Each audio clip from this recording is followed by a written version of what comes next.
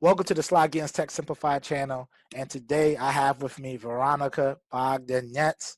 She is a fantastic woman that you need to know, and she's going to share her story today. So it's going to be exciting. The reason why I created the Women in Technology web series is to shine the light on outstanding women that doing their thing.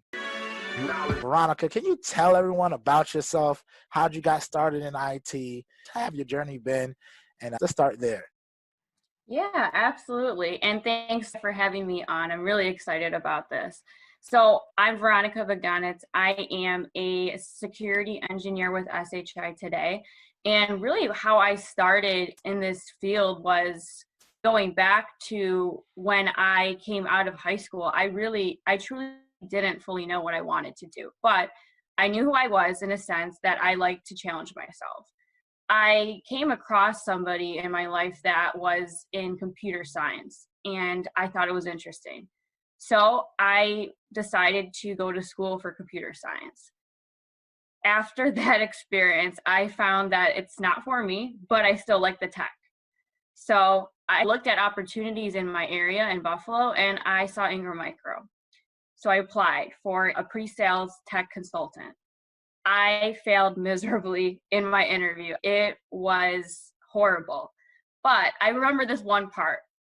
And the interviewer asked me, "How do you think you're doing right now?" And I said, "Horribly." And he said, "Why should we still consider you?" And I told him, I said, "I know that right now I don't know this stuff, but I love to learn and I will figure it out." And I have proven that with all the different positions I've had in my tech career, because you can't know everything, but if you're willing to learn and try, you can make it. So it was always about challenging myself, and I found my way in tech. I didn't know that it was for me, but there was something about it I was interested in, and it really was the learning part of it. Tech is always changing. Cybersecurity is very cool. And I like to be on top of it, and I like to always challenge myself, and there's continuous education paths within that. So just a little bit about my background, why I got into tech. And I think, to answer the one question of how did I know IT was for me, I really didn't. But I think there's a stigma about if you're in IT, you have to be into gaming or you have to be building computers at home. And I was never that person, but I was always interested in knowing how something works and understanding it. Now, looking back, I'm glad that I took the path that I did, but I really didn't know going in if it was going to be for me. I find that a lot of people don't know that IT is for them, but when they get there, Yeah. they enjoy it. One thing that you said there, and I just want to unpack a little bit, you was in an interview. It wasn't going well. So a Yeah. lot of times people can break down and lose their composure. How did you keep your composure to answer that follow-up question to keep that door open? Because you can easily just, for lack of a better word, just clam, right? And Yeah. close and wouldn't be able to respond. So how did you move through that during that point? Can you take us through that? Yeah, absolutely. That's a really good question. I was nervous. My face was probably really red. I think I came back to honesty and I was being truthful, and I really did want this role. It came back to me wanting to be in this company and also just being honest. Hey, I don't know this, and I'm not going to lie and try to fake it, but this is what I want and this is what I can promise you. It was just being truthful to yourself too, but that was a tough conversation. One of the hardest interviews for sure. And that's cool. I think a lot of people take that for granted, right? That transparency, being Mhm. able to say, I don't know how to do this, but I'm willing to learn and I'm willing to put that time in. And I think Yeah. it's a two-way street, right? Because sometimes when you open up being vulnerable like that, a recruiter can be a little bit like, you know what, we're going to go somewhere else. Or they can say, you know what, maybe this role might not be the best role. And if it is, this is what we got to do to build around her or around him to make them successful in that role. It's a little bit more of a project, but they can see the upside to you. I think that's one thing that I could hear in your story, that you was able to be transparent, that recruiter or hiring manager was able to see that she has the aptitude to do this. So let's encourage her to get in there. So that's Yeah, definitely totally. something that I think is pretty cool. So now that we know that, you're along from that young lady that was unsure to someone who's thriving in this industry. So you Mhm. tell yourself at that point, if you could go back right now with the knowledge you have and that knowledge of that interview, what would you tell yourself? How would that conversation within yourself be a little bit different? And how would that interview have been a little bit different if you had the knowledge that you have now and the experience, most of all? I was a lot more shy. I was afraid to ask questions. And if I were to go back, I would tell myself, just ask the questions you want. When you're in these interviews, you're also interviewing that company and trying to see if it's a right fit for you. Don't be afraid to step back and say, hey, like, this is not interesting to me, or I don't know this. So I'm going to be honest here, but I do want to learn it. I like this company, but is there something else for me? People are people. Like, don't get so caught up in the situation that you're in an interview or speaking to peers that have been in the industry longer. People like to help, and people will see that in you. So if you go back to honesty and just being transparent, I think that's, like you said, I think it's, you don't see it often. So when people are like that, you notice Yeah. and you want to help those people. Looking back, it's just ask those questions and don't be afraid. Talk Sweet. to people, learn from them. That's cool. I think that's some insight you get as you go through your career, because I know my role is I'm supposed to be a subject matter expert, but sometimes you just don't know the answer. I could study all Right. day long for Azure and security, or just in IT in general. Things change every day, and sometimes Right. multiple times within that day. So sometimes customer may know more, but that's okay. Where did you get that information? Can you send it over to me before I learn? Or do you have time to briefly explain it and send me that document? Being able Yeah. to not be afraid of the unknown, because not knowing is a sense of frustration and anxiety for me. So that used to be a deterrent, but now I accept it as a part of the game. And then just ask those questions, because I'd rather ask those questions now while I have that time. And even sometimes during a customer conversation, a customer sometimes know it, right? And you might not know the answer, but it's okay. I think people understand that as long as you're confident enough to have more of a conversation, they understand that you might not know it. But if you can say, you know what, that's a great question, write it down. What got you to that question? It helps you a lot. And this also helps for that interviewing. So what are some of the obstacles that you had to overcome to get to where you are today? I know you talked about being able to learn the technology because that just wasn't something that came naturally to you, or you just didn't put the Mhm. time into it at the time. Are there any other obstacles that you have coming into the IT field and into your current role?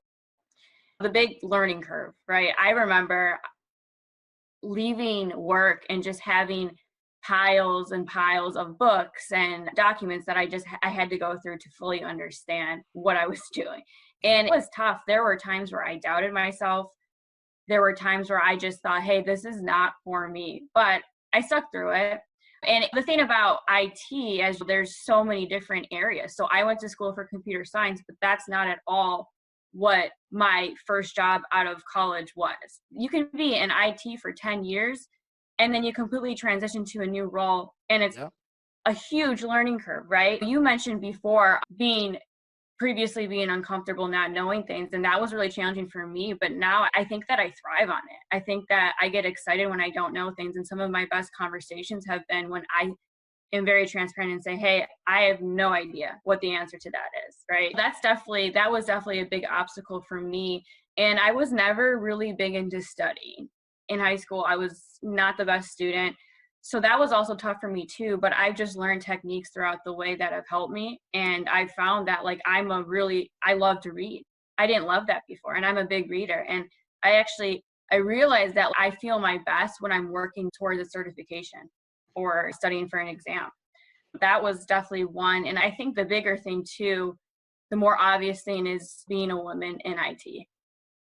It has pros and cons, I would say. A lot of times I am the only woman in the room, and I'd love to change that, right? So that's why we're here today.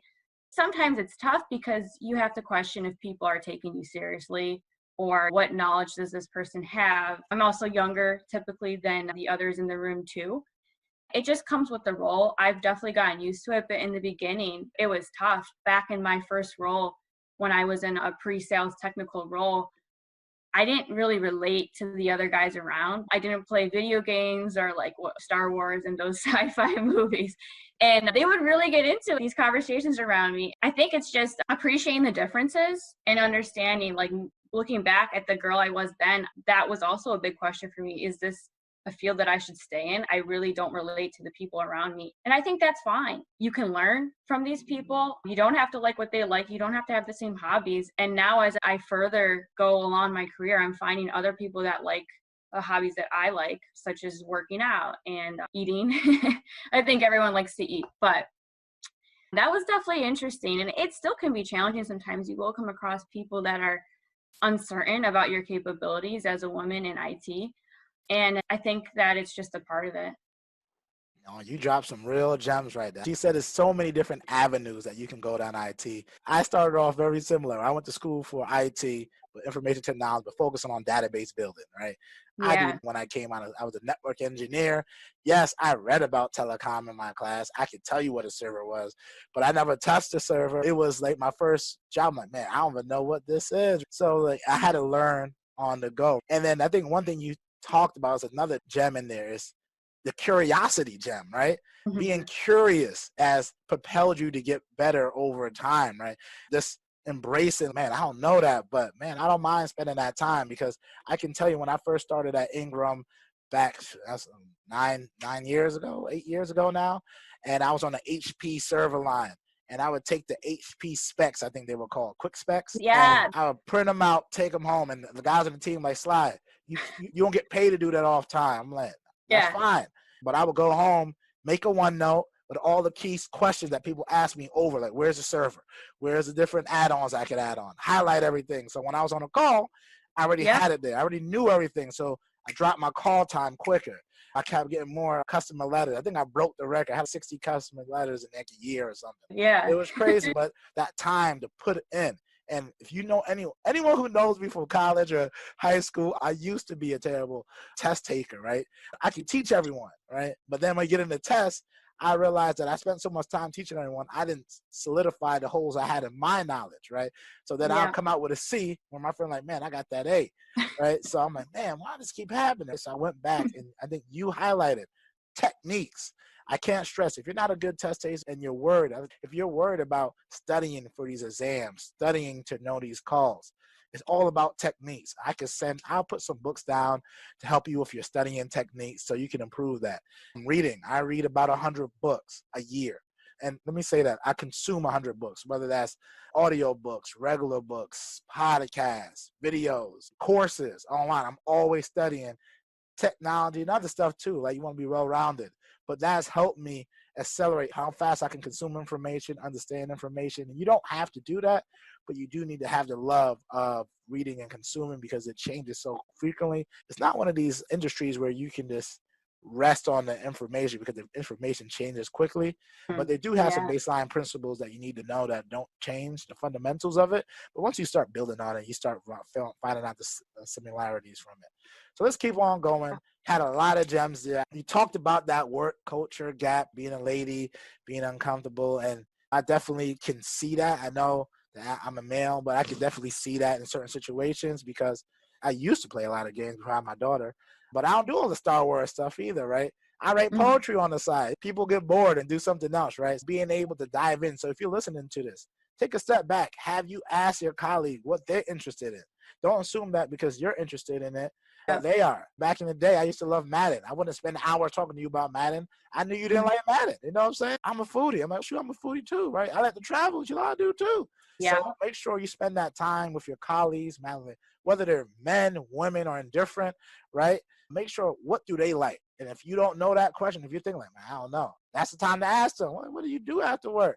And you might not be friends with your colleagues, right? That's fine, right? Came here for business environment. But make sure that you at least embrace them. So that's one thing that I have to say is I remember my family's from Barbados. I grew up in Brooklyn. I have no idea what you're talking about. So it was a lot Yeah. of different things that I think people just don't naturally do is just got to take a step back and get to know that Yeah. person. And I think it's good to be different, right? So it's like I've always gravitated towards different things. And I think for the young females watching this that are wondering, is IT for me? It's okay if you're not into sci-fi movies. It's okay if you don't build computers at home. It's okay to be different and bring a different vibe to That's a tweet right there. Vibe to the tribe. You vibe heard to it the here. tribe. There we go. So Yeah. let's slide into the next question is, what tips would you share in preparing for interviews? I always say this to anyone in any industry, find people with that role, whether it's that company or another one, but find people with similar goals and connect with them. Networking is, in my opinion, one of the most important things you can do in your career. And ask questions, talk to other people.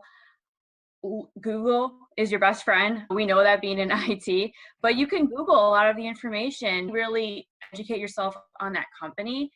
And I think it's okay to say that you don't know a question, but to be honest and to be confident in your answers is probably one of the most important things in an interview.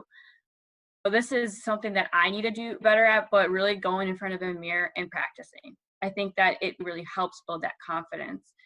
And I can't remember who told me this, but someone once said that before an interview, you should find a private area, whether it's a bathroom or wherever you're interviewing, and look in front of a mirror. Maybe you may not have a mirror, but the point is just to stand there really tall and put your hands on your hips, breathe in, breathe out, and just say, I got this. Kind of amp yourself up. Maybe it's talking to a friend or your significant other and saying, hey, I need you to boost my confidence because I'm about to do this interview, and just really tell yourself that you deserve this. And I think it's so important to remember that you're also interviewing that company too, to see if it's a fit for you and what you like. That's definitely a few tips. Let's say interview goes well and you get an opportunity to consider this position. When it comes to negotiating, I think that women aren't as good at this. I still struggle with negotiating when it comes to your salary. Talk to other people. I actually had a lot of help in this, and someone shared a calculator with me that they built on where you think you should be, where you are today, and if you increase your salary by 20%, this is what it looks like. I think it's important to aim high, right? Because oftentimes, whether you're female or not, we doubt ourselves and think that we're not worth as much, but we have to remind ourselves. I think, again, I'm going to say it again, it's so important to ask others how much you should be making and to really prepare yourself for that question. I think the bottom line is network and talk to other people. Yep. Networking is fantastic. And I think one thing that now is easier for a lot of people is LinkedIn is there and it's full bake. When I came out of college, it was just getting started. So Yeah. I had to do a little bit more digging. The tools as mature as they are now. Find someone in roles, reach out to someone at that company. I usually reach out to 10 people in a company. I probably get 2 people to respond. Out of those 2 people that respond, only 1 person answers my request to talk to them. They won't tell me their salary, but they'll shoot for this range. When they tell me shoot for that range, I might add some more on there, maybe $5,000 to $10,000 more. Think about it this way. Your best time to negotiate is when you come in the door. Everything else is pre-written for you, right? Your quarterly bonuses will be the same. Your yearly increases on business will be the same. And if it's tied to revenue, if you COVID-19, that wasn't predicted, it can impact how much you make. But once you get in there, you can always go higher in the organization to guard and give yourself bigger boosts. I have some friends that prefer to stay in a role a little bit longer and to get those incremental increases. Someone like myself, sometimes after I feel like I'm ready to take on a new challenge, I will go for a new role that's a little bit higher. You might get 8% increase if you wait, or 3% increase usually. But if you start a new job in a higher job grade, you can give yourself as high as 20 or 30%. So why not take those opportunities?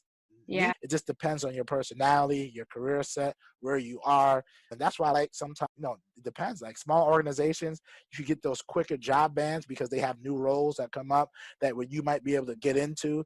And it's not as scripted as in a bigger organization. So you might be able to earn more in a smaller company. But again, those have some downsides as well. And then if you're in a bigger company, they have thousands of jobs or hundreds of jobs that you can switch to. That if you don't like something or you want to try something new, you can. And the beauty of it, like I think Veronika said earlier, is IT is a vast industry, and it's all industries, right? There's a lot of jobs that you could do that you might be interested in. You don't know unless you try or read about it. So I think those are definitely some great tips that you sent out there. So now let's get into some of your favorite books. Like, what books are you? Yeah, and I'll say I'm not hitting the 100 mark. But I did take so for the viewers, Sly has this amazing Excel document with all the books he's read or planning on reading, and I've taken some of those up. So one of my top favorite books, and this is more, so I have different categories, and I really like self-help books to really grow your mind in the sense of how to look at things differently and how to talk to people. I think being in IT, one of the big things is how to be a people person and have great conversations. So one of the top books I've read, this was years ago, and I actually want to revisit it soon, is Crucial Conversations by Al Swisler. I think there's a few authors there. Really great book for business, but also for personal growth. And just, it helped me a lot personally talking to my family, because I've always struggled with that. That's definitely a top book. I'm a big fan of Malcolm Gladwell, Outliers. Super cool book. It's a really great way of thinking differently. And I just think a lot of his content is really good. So one of the books that's on my list to read is Dawn of the Code War by John Carlin. And it walks you through a really big time hack that Russia did on the US. And I geek out on that. Being in cybersecurity, I think it's super cool to learn about how hackers think and what they're doing. And it helps me in my role. Kill two birds with one stone, where you're having fun reading it and you're also applying, this is something you can apply to your work. Krebs on Security, I think that's a fan favorite for the cybersecurity folks. I really like his content, and I think he's got really good latest information on Security Now podcast. It's a little dorky, but I do like that. And it's just a really good way to listen while I'm driving and on the updated cybersecurity news. I also like to go to Dark Reading, SC Media, and I love the Cybersecurity Hub on LinkedIn. So I would give that a follow if you use LinkedIn.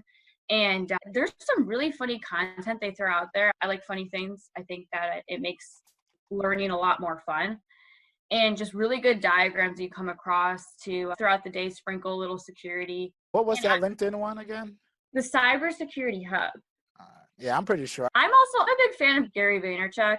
I like his podcast. I haven't read his books, but I just like his style. I like his confidence and what he teaches other people. He pumps me up. So I think he's a cool guy. And there's plenty more, but I'll just leave that there. Okay, yeah, that's a great list. And like I said, all this will be down there with links to get these books and to different podcasts. So I definitely put those in there.